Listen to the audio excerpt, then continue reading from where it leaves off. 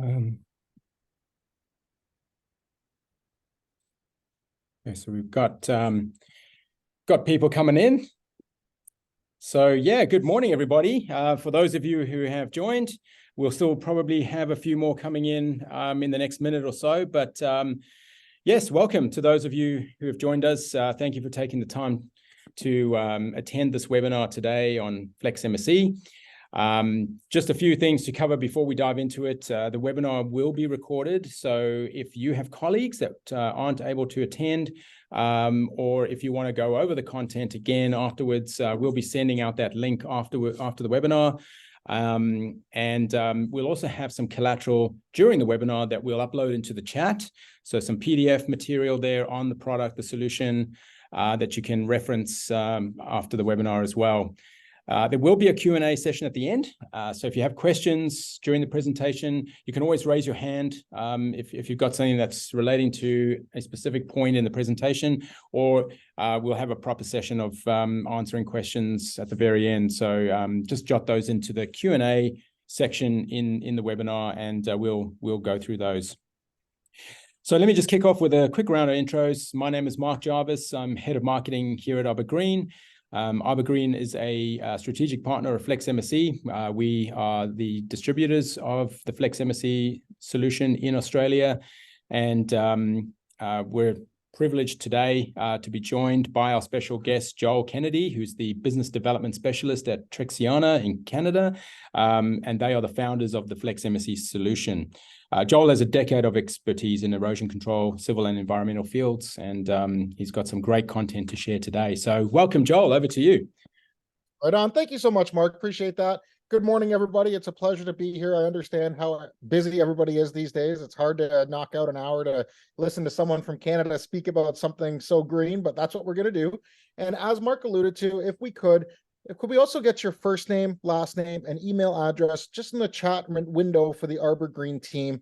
We'd love to set you up with a technical access to the back end of the website, where you can find a bunch of CAD details, design resources, and a plethora of other information that will help you as you go about your day-to-day designs with Flex MSE.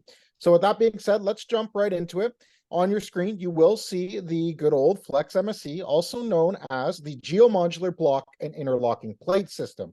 This is some terminology that can be utilized when you're going about your designs, so you don't have to single source a product, and it is referring to Flex MSE. So if you do use that, it is talking directly about Flex MSE.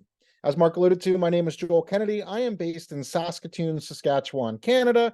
I'm the business development specialist globally for Trexiana Flex MSE. And if you're wondering just how cold it is, I took this picture today, so you can see where I am at this present moment in time. Yes, it looks and feels just as cold as the picture suggests. And that little star, that's where in Canada I actually am. So enough about that. Let's talk about the system itself.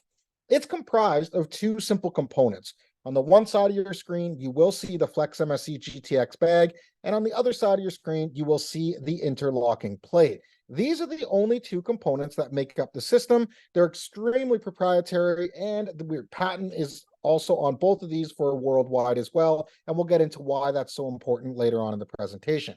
So, Flex MSE is stacked in an offset pattern, just like you've done with your segmental retaining block walls for the last decade. Nothing changes with this system itself.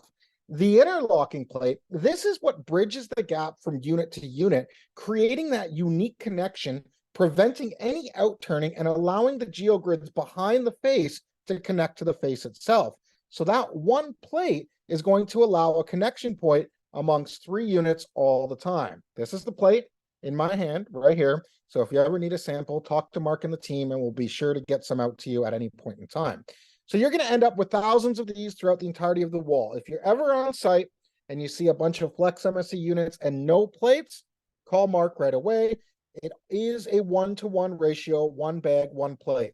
You cannot build the wall without that plate. That is a patented technology, and it provides excellent cohesion amongst the system, and it connects to that geogrid used behind the face as well. Enough about that.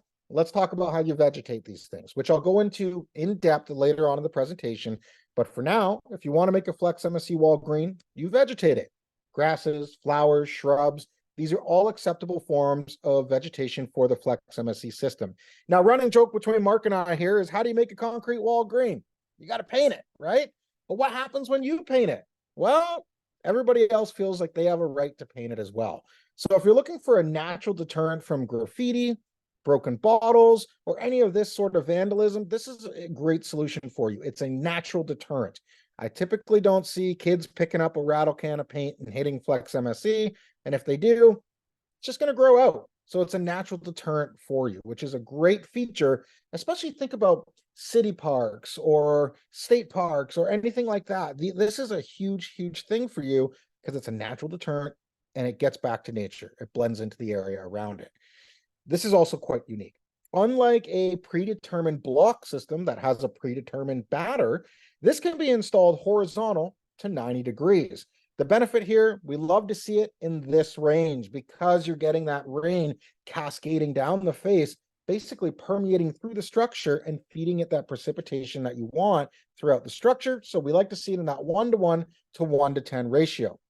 Now, in the land down under, where everybody is today, this is a key factor. When you think of segmental systems, block, wire, gabion, precast, all these block systems that are in the marketplace, differential settlement isn't really something they can tolerate. We go the other way here. We can actually withstand a large amount of differential settlement. So over the course of 10 meters, this can settle up to 2 meters without failing. If you have 2 meters of settlement within your structure, you're going to have other problems. However, a failed face is not going to be one of those concerns. Now, a big concern with anything that is government funded is this right here, legacy cost. What is this project going to cost us over the course of, let's say, 100 to 120 years? Well, this has a design life of 120 years, opposed to maybe a cast in place concrete system that has a design life of 50 to 60 years. You're going to replace this once in 120 years, twice to 3 times with a concrete structure, maybe 4 times if it's a timber structure. When you pair that with Flex MSE's 75-year warranty, it takes that ease of mind. It allows you to have that ease of mind. It gives the stakeholder that ease of mind that this structure is going to be standing for the entirety of what you say it is. This is a big one. EPD and LCA, Environmental Product Declaration and a Life Cycle Analysis. This system has it. It's one of the only retaining wall companies in the world that have it. We're very proud of this, and this has allowed us to get onto a multitude of projects across the globe, is us having an environmental product declaration. If you don't know what that is today, I promise you in the next 3 to 5 years, you will certainly know what it is, as globally, all companies are going to be required to have this if it is a federally funded project. So keep that in mind. We've already got it. We're one step ahead. Now, this is 1 day after completion. So there's no vegetation on your wall here. You've already used 97% less greenhouse gas compared to steel wire mesh, compared to gabion, and this is a big one, compared to concrete itself. Think about that for a second. That's day 1, no vegetation. And you've already used that much less greenhouse gas. Factor in that we use 50% recycled content value for our product. We're taking things out of the landfill to actually make our system. Also, it's recyclable. So this can be recaptured and reused at the end of the project itself. This is really, really big when you think environment, green infrastructure, LEED, all of these things factor into it. And this system is one of those systems that you're going to see around the world a lot quicker and a lot faster. Speaking of a lot quicker, a lot faster, let's talk about installation. 2/3 the time compared to a Keystone or Allenstone block system. With those systems, it's cut and paste every single unit from one side to the next. With ours, you can actually start on either side of the wall system and zipper merge it in the center by simply turning one perpendicular to the face. So it installs in 2/3 the time. Now, all that, and it's still on par with your typical Keystone or Allenstone block wall. If you hydroseed it, which is the preferred method, which we'll talk about later on in the presentation, it can come in at 60% the cost of block. Savings. That's a big thing with any stakeholder out there. So, jumping into waterways. doing a little bit of research about the land down under, well, this is something we will definitely want to talk about. So anywhere land meets water, I want you to remember that. If you have a job or you're looking at a site and you have land and you have water, think Flex MSE. There's 3 advantages that we have over other shoreline systems. Number 1, no heat island effect. That is a big one. If you've ever touched a segmental block wall or a Gabion rock-filled wire wall when it's 30, 35 degrees out, that's hot. That is very hot. All the heat from those units then transfer that heat from the facing to the creek or riverbed, okay? If you heat up the water by 1 degree, all those fish-bearing species, hey, they may not return. That's a big problem. So that's your first advantage. Number 2, we're creating a seal against silt and sediment transitioning from the backfill zone into the creekway itself. Number 1 pollutant in the world in our waterways, silt and sediment. So we're stopping that in its tracks. Where if you have a wire mesh system and you fill it with a whole bunch of aggregate, maybe 2-inch plus minus, all those voids in those pieces of aggregate are going to allow a lot of silt and sediment through. Ours, the apparent opening size is not going to allow any of that through, which is a major advantage for you, no pollution. And number 3, you can get it back to nature typically within a single growth season. That's 3 advantages, and the actual premise of design, nothing changed. The way you design Flex MSE is the exact same way you've designed any other retaining wall structure that you've done in your past career. You design like concrete, you finish like landscaping all the time. And let's talk loading. Loading structures are the same thing. You are designing the reinforcement zone and putting a face on it. That's what you're doing. This is an example of that. This is an H20 loading structure. So it's a 4-lane roadway, highway above, lots of vehicles on day-to-day. Down below, you have a fish-bearing sensitive stream and an old growth forest. This was originally specified as a large lock block, but in order to lock the toe of this structure in, they'd have to take grade and excavate 2 meters below, okay? Grade 2 meters. That is a lot of material, a lot of sediment, a lot of silt, a lot of excavation, and the environmental monitor was quite concerned with it polluting this actual riverway. Stopped the whole site, said, okay, we got to go back to the drawing board. I cannot have that much excavation near this sensitive body of water. That's where we got called. All we had to do was a box trench that was 300 millimeters, backfilled with 150 millimeters of clean aggregate, first row of plates, first row of bags, up went the structure. That was the nice thing about this wall. The actual grid length was 80% the height of the wall, was the length of the actual grid every 3rd lift of Flex MSE. Now, before we move on, funny story, this gentleman here that's hydroseeding the wall, don't listen to the guy that does walls every day for a living, right? Let's not listen to him. So I'm going to take my hat off for a second. And you see this gentleman? Well, at first he wasn't tied off to the facing of the structure. I warned them, hey, that's a pretty powerful high pressured hose. So when you hit that on, he may get a little bit of rocking in that structure. And so anyways, I was told to stay in my lane. I said, hey, if you feel sick, you owe me a case of beer. That was the best tasting case of beer I had in my life because he didn't feel too great after swinging for a few hours. So if you're doing that, tie yourself off to the face so you don't move. The nice thing about Flex MSE for everyone on the call today is it disappears. The bad thing for Mark and I, it disappears. Nobody believes us that there's a system in place, but that's what we're going for. And in this example, you can see exactly that. What we've done is we've actually utilized Flex MSE to build a beautiful culvert head wall that's supporting a bicycle path, a walking path, people running with their dogs, that sort of thing, while we're protecting the waterway from mudslides sloughing into the creek. We then planted species that are going to sprout and spread to continuously allow that root-bearing species to grow through the structure, making it what? Stronger and stronger and stronger, which is what we're going for with the system. And as you can see, it is already back to nature. Now, in Canada, we have lots of water and we got lots of lakes, a lot of shoreline, and we're starting to see a lot of this work across the world for us. Anywhere land meets water. I've said it before and I've said it again. In this instance, you have a deteriorating shoreline. We actually utilized Flex MSE. They were able to reclaim the original property line, level the lot, hydroseed up above, and live stake willows right into the structure itself. And now it looks like it's a natural shoreline. That's what you want.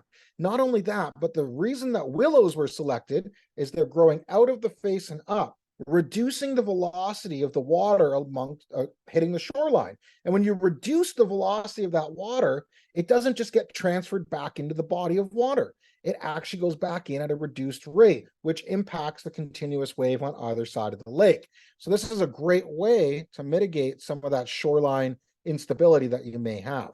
Now, I was talking about head walls, access road. This is a product that can be recycled, and that's what happens on this wall here. This is just a temporary access road to gain access to a large rock quarry so they can basically pull rock, build roads, things like that.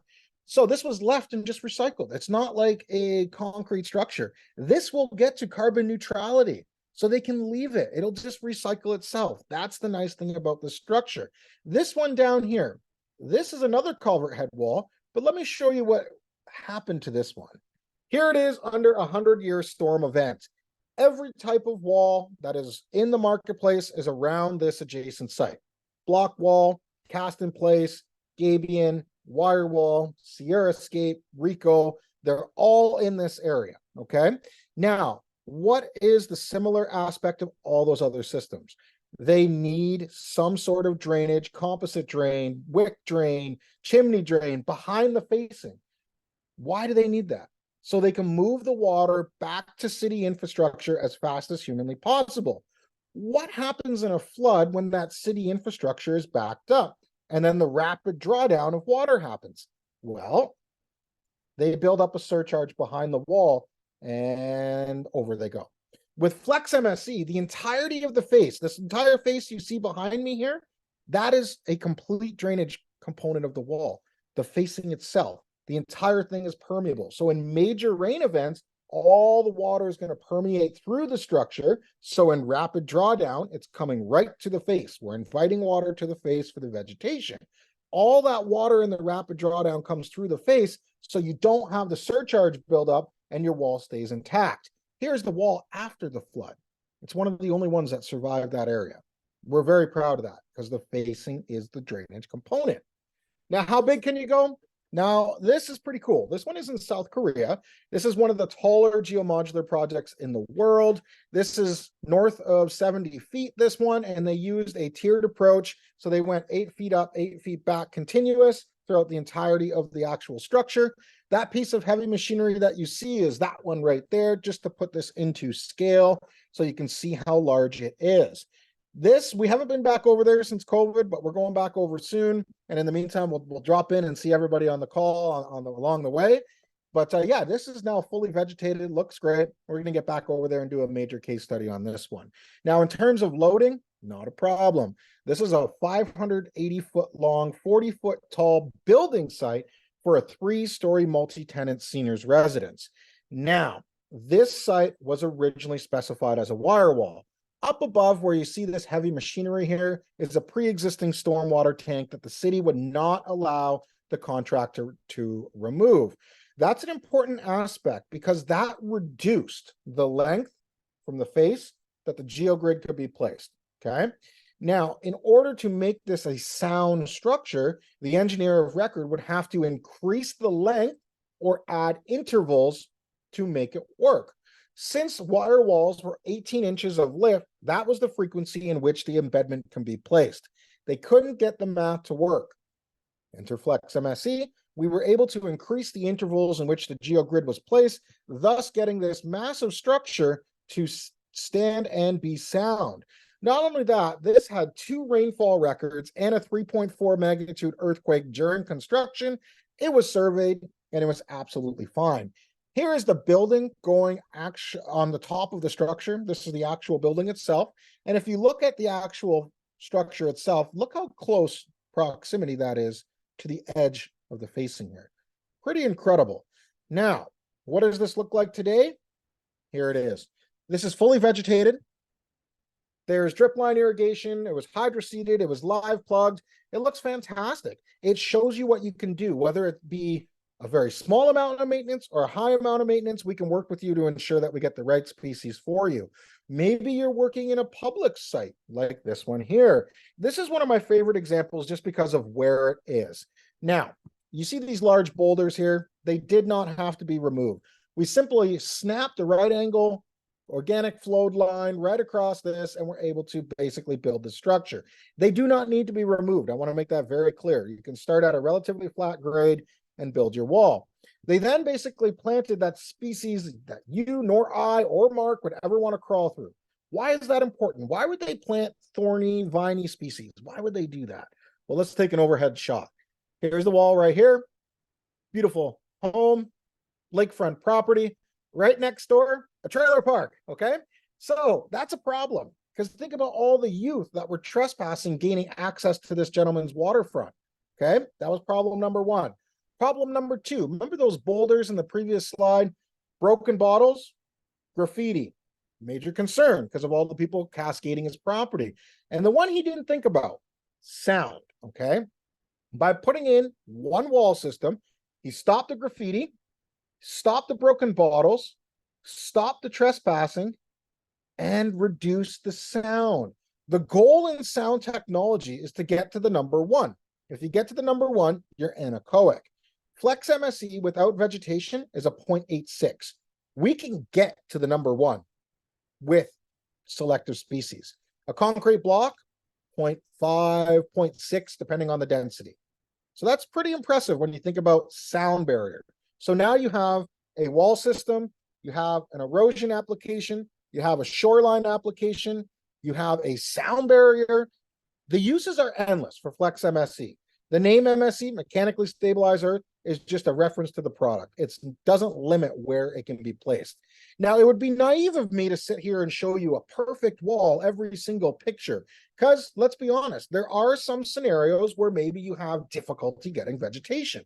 This is one of those scenarios. So this was in a high altitude. This is in the Rocky Mountains in Denver. And it's high altitude, north facing, hardly any sunlight. Major problem. Three major problems that you don't want to have, but we have all three. We have an agrologist on staff. It is her job to work with all of you to ensure that you get the expectation you want out of your wall. So if it's drought tolerant, let's find those species. If it's low maintenance, let's find those species. The list is endless in terms of what we can plant in these walls. Now this one here, since it's high altitude and north facing, we actually added drip line irrigation to the structure itself, and we utilize the type of species that is low growth, low maintenance in order to ensure that we could get growth on our north facing wall. Now lead was all the rage maybe 5 to 10 years ago, and then it kind of dipped into a black hole and disappeared on all of us. Well, it's coming back, and by 2030, a lot of the countries that are looking at these emissions and looking at green infrastructure and how to implement these new ways of construction are looking at lead, okay? One product, one single facing, you have the opportunity to gain up to 21 lead credits in 4 different categories. One product. It's unheard of. It's unheard of. It's the most that I know of to date when it comes to MSE systems, and we're very proud of that. And we're going to take it one step further. Here's the first gold lead certified project in North America. This is EA Games, Electronic Arts. They make all of the video games that our kids are playing and getting stuck on the TVs for. This is their head office in North America. Now, this has 6 batter changes over the length of the wall. It also has live stakes in it. It looks great. And this is what it looks like roughly 100 days later. It's fully vegetated and disappeared. That's what we're going for with this structure.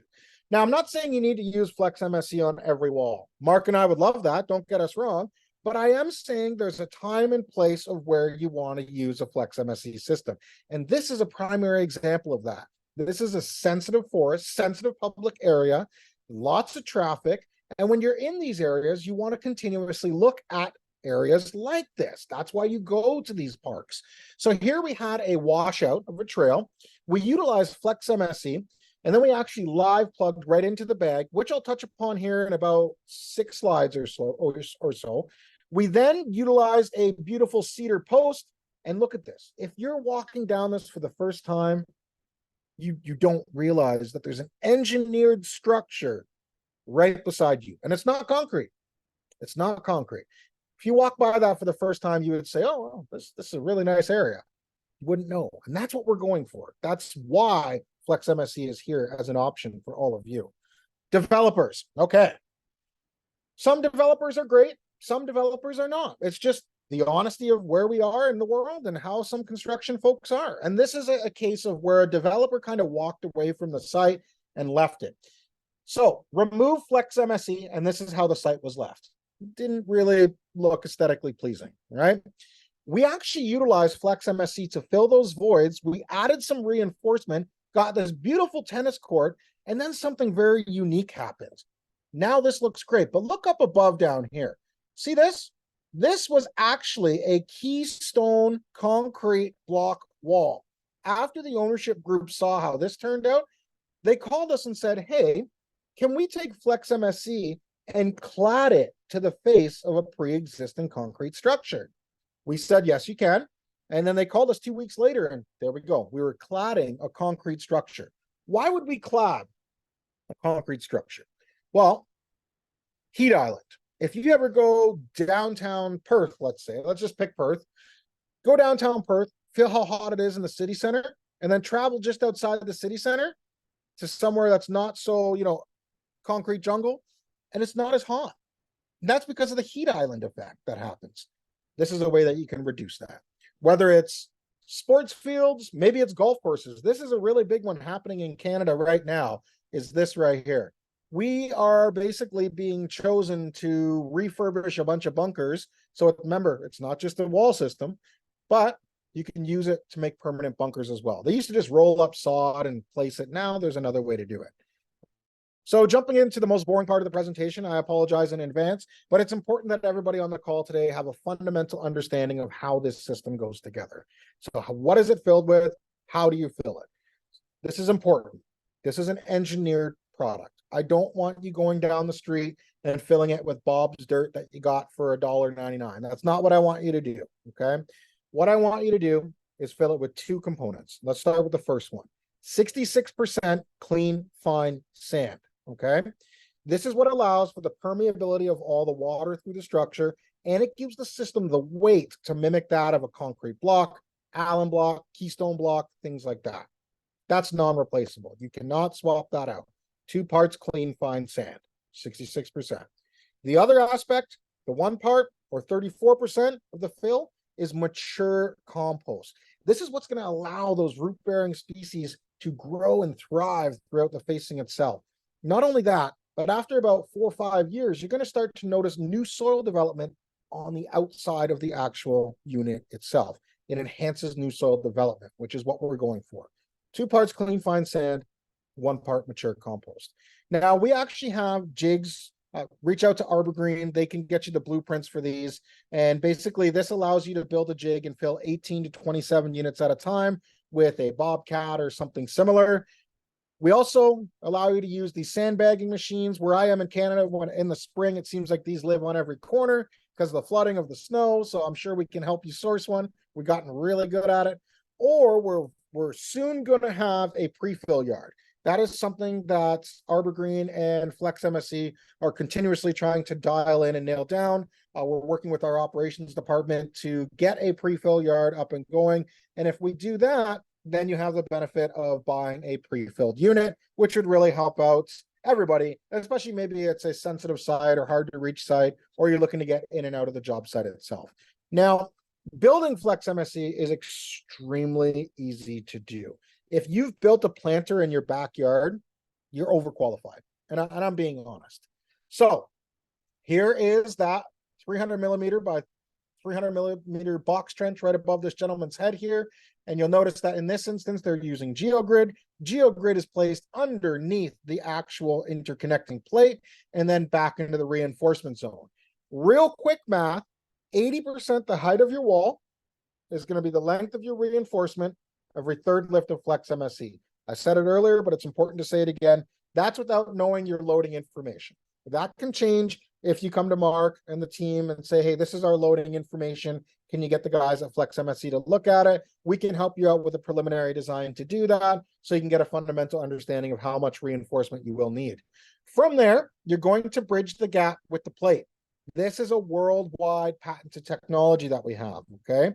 Nobody can copy us on that. We've had a couple people try, but unfortunately they infringed on the copyright and they could no longer make the product. This plate allows for any type of geogrid to be connected.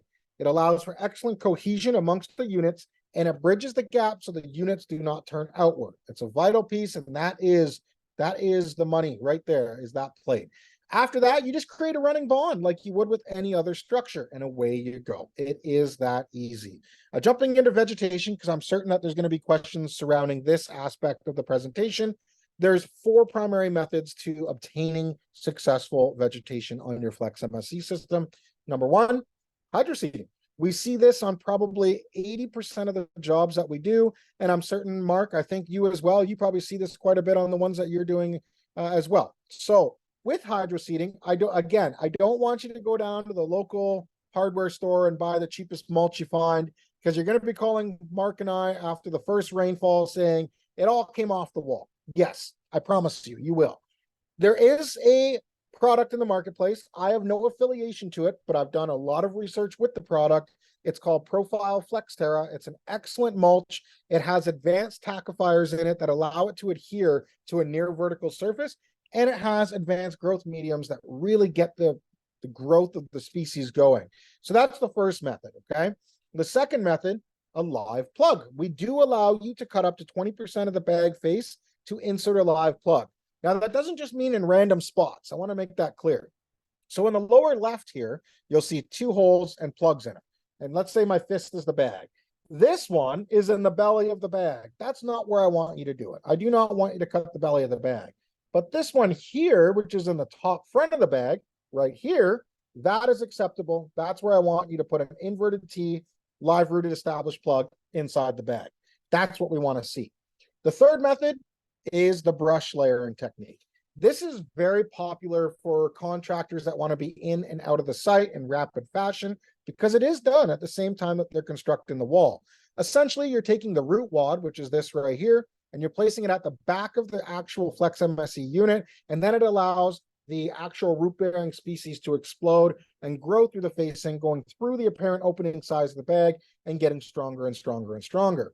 The fourth method was the live staking method, which I showed you was the EA Games example, as well as the Shoreline example. That's a great way to go as well. And there's various species that we can help you select. That is Buffy Rivard. She's on our team. She's our agrologist. She will work with all of you on what species and what expectation of vegetation you're going for, because maybe you have something that is drought tolerant, low maintenance. Okay, well, then we're going to select something like this here, a short growth species that you don't have to sit there and hang a lawnmower from the side and hope from the best. We don't want to see that, okay? And that was the case here. So this is on a golf green up above. There's lots of sprinklers, water 2 to 3 times a day, lots of precipitation through the structure. So he didn't want anything long growing. So that's what we went with. Short growth, high precipitation value of water. But maybe you have a client that's going to go the other way, and they've got a little bit of money that they want to unload on the project. You could do that as well, like this client here. So this is a client that spent $50,000 on various shrubs and bushes and roses and a variety of species throughout the build. So you can go both ways. It really is up to you how you want your Flex MSE wall to look.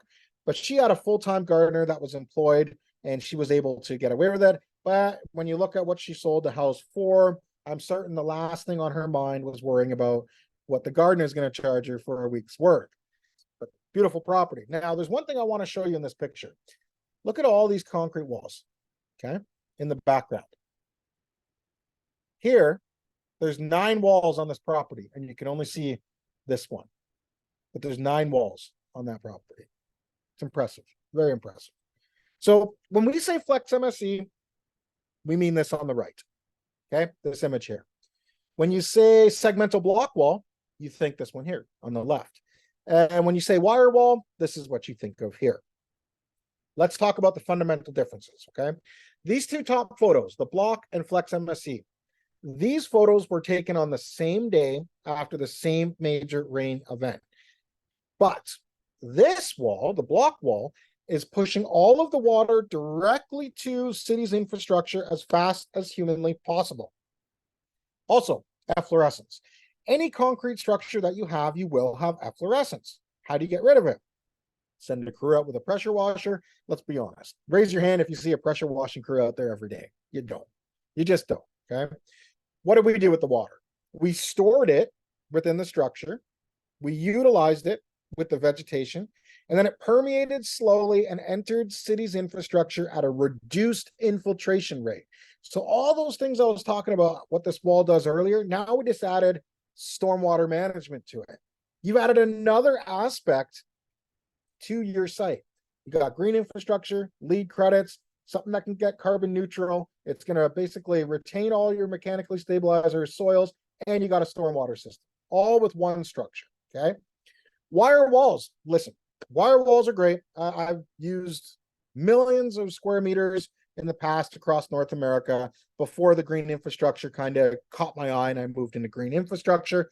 They're a great system, but the original invented purpose of a wire wall was to be rock filled. A colleague in the industry in the late 80s put his hand up and said, hey, we can make these vegetated. Yes, but how do you make those vegetated? Number one, you have a biaxial geogrid, labor, cost, design element. Number two, you have a turf reinforcement mat, labor, cost, design element. So now you have a biaxial geogrid holding a turf reinforcement mat, which is then holding topsoils behind the wall. That's 3 additional line items that you're adding without even starting to build your wall. Not to mention all the supplemental drainage that goes behind the topsoil. So for the first half dozen years, you're going to have an excellent looking wall. I promise you. But after that, in major rain events, all those soils start to slough down to the bench. Once they slough down to the bench, there is no way to recharge them unless we rip down the wall. Let's be honest. Nobody's ripping down the wall. That's just truth and honesty, okay?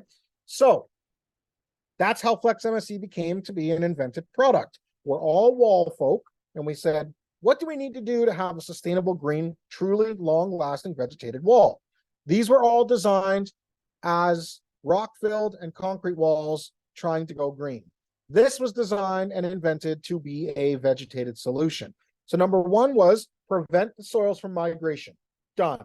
Number two, create a connecting plate that allows you to connect to a multitude of different grids, not just one brand grid.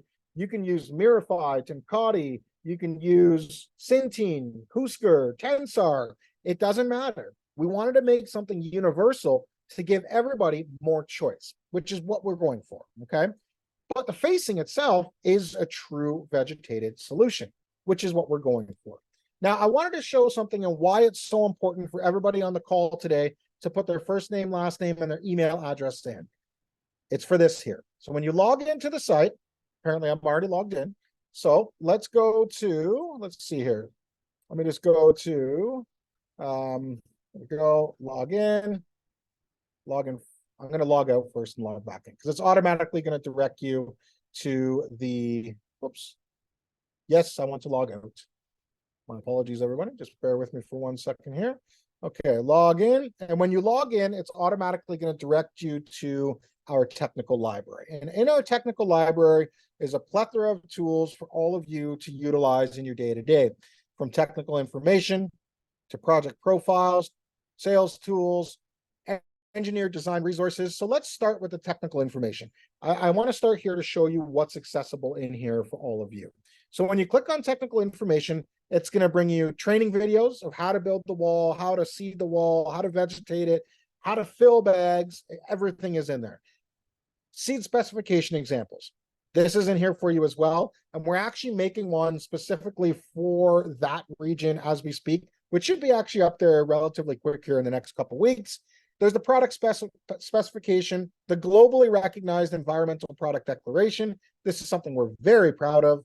Basically, every major nation in the world has recognized us as a true green system, and we have all of our carbon accounting. Now, also in the technical library here is another section called the Engineered Design Resource section, okay? This is a very important section because this is where you're going to find a lot of your CAD details. You're going to find a lot of your spec language. I know I don't like writing spec language, and I'm assuming everybody on the call also doesn't like writing spec language. So we've done it for you in Word format so you can put it right into your bid document. In here is the preliminary design checklist. If you fill this out, this will go to Mark or myself, and we will actually do a preliminary design for you here at Flex MSE within 72 hours, okay? You fill this out, you'll get cross sections, tensile strength of your geogrids, frequency of embedment, factors of safety. And when you fill it out, all you need to know is the soils, the topography, the basic things that go into your design. So that is an option for you to use, and that's free. You can use it one time or 1,000 times. It doesn't matter, okay? And then, of course, all of the factors of safety are in here, as well as the bag material, ASTM, all the necessary things that you need for your design. Now, there's something very unique in here that we have that a lot of other manufacturers don't have, and that's this certification quiz. I understand that this is a new system that you're looking at today, but we have been around a long time. But maybe a contractor just doesn't get it, doesn't understand what Flex MSE is. Well, you can put right into your bid documents, must be Flex MSE certified. If that contractor calls you up and says, I couldn't become certified, they didn't pick up the phone to call Mark or any of the Arbor Green team to get this. This is free. It goes through what is MSE, what is retained soils, what is reinforcement, how does vegetation work, and they need a 70% pass. Once they get a 70% pass, they get a certificate that says Flex MSE installer certified. This gives you peace of mind that not only is it built to reality, but it's bid to reality, which is crucial for any major structure that you do. Now, there's one more thing I want to show you before we open up the question and drill me session, as I like to call it sometimes, which I love. So, meters. Okay. Average height of the wall. Let's just say Mark's building a wall that's 2.5 meters. Let's just throw these numbers out there. So it's 2.5 meters tall, and it is 93 meters long, okay? This is going to give you an area. Now, there's 3 options here to select from, and I'm going to talk about each one.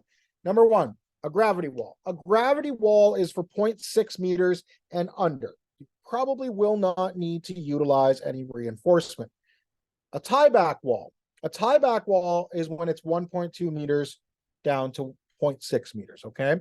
All this is utilizing a dead man on a crib style installation, where every second bag in every second row is turned perpendicular to the face, so the back half of the bag acts as the tieback, okay? That's up to the 1.2 meters. After that, depending on city guidelines and regulations, most of the times beyond the 1.2 meters, you're gonna need some sort of reinforcement, especially if loading is present, okay? So we select GeoGrid, and then it comes down here. You can take this, you can call Mark and his team and get a quote. Now, this is not for design purposes, this is for estimate purposes. When it comes to design, this may decrease or increase, but this will give you a fundamental idea of where your wall is going to be in terms of materials required, okay? And with that, I'll stop share and I'll open it up and send it back over to Mark and the Arbor Green team to see if there's any questions in the chat room. Joel, thank you so much for that very informative session. I learned a few things myself, actually. So yeah, you were very thorough, and I really appreciate that. And especially going through the estimation tool as well at the end. That's really informative. It just enables our customers to give us the right information when they're requesting a quote from Arbor Green. So just on that, if you are in the process of doing a project, to those on the call, if you're looking at an upcoming project that involves erosion control, excuse me, soil stabilization, sediment control, any of those things, creek bed stabilization, any of those types of projects, as well as all the landscaping stuff you covered as well. There's an immense variety of applications there. Just get in touch with us at Arbor Green. We've got a team here that's ready to respond to you. We can talk you through the product. We can talk about your project in a bit more detail, and you can reach out to us at sales@arborgreen.com.au by email or by phone. I'll drop the number in the chat as well. It's 1300 760 642. and we'll be happy to deal with your request. So we have a question that's come in. So someone on the call has asked, what about riverbanks that are subjected to high floods? Yes, I love this. So where we are, we deal with a ridiculous amount of floods just because of the amount of snow during thaw season that runs off into our creeks, streams, and rivers. So yes, we have a plethora of examples that will help you with your high flood.